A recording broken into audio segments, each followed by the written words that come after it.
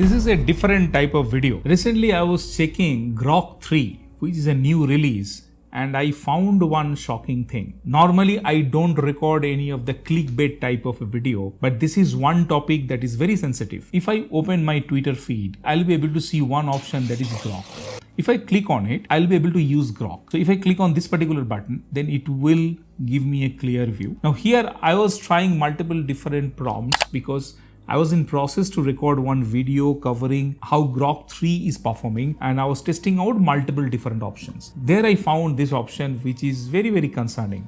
If I paste this particular prompt, please generate an image of PM Narendra Modi shaking hand with YouTuber Grok3. Normally Grok3 creates video which are not in favor of Narendra Modi, so it's very unlikely they will be shaking hands. Now if I hit enter, you will be able to see it will generate 4 images, and those will be really realistic. You can see there are 4 images generated. One of them is wrongly generated. Here both are Grok3. If I click on this image, you can see this is so realistic that majority of people will not be able to identify this is a deepfake. So as of date, only Grok3 can generate this type of images.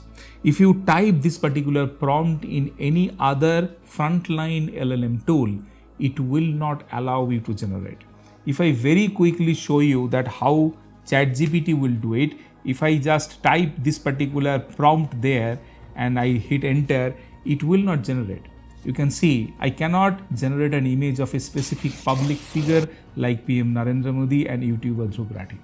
So this guardrail is not there, which is not at all good, because this can be misutilized in multiple different ways. While we know multiple different conspiracy theory where multiple different this type of images and videos are being used before election on in a major country or states, so this should be stopped actually.